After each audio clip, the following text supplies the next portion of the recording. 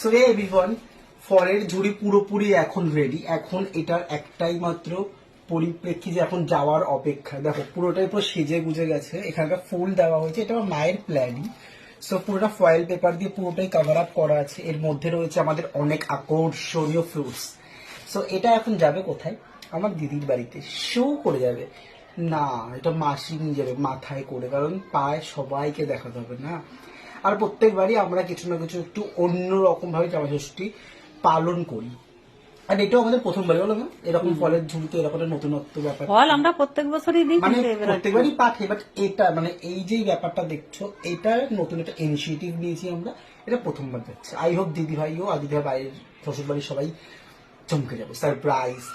So চলো দেখা, আমি কিন্তু যাবো না দিদি বাড়িতে, বাট আমি চেষ্টা করব যখন আমার মাসি ঢুকবে তার একটা ছোট ক্লিপস নেওয়ার জন্য। দিদিভাইকে বলে দেবো বা টিনাকে বলে দেবো, যাই হোক হোয়াট এভার, নেওয়ার চেষ্টা করবো।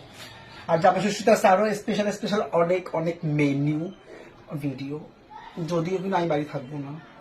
ঠিক আছে, বাই।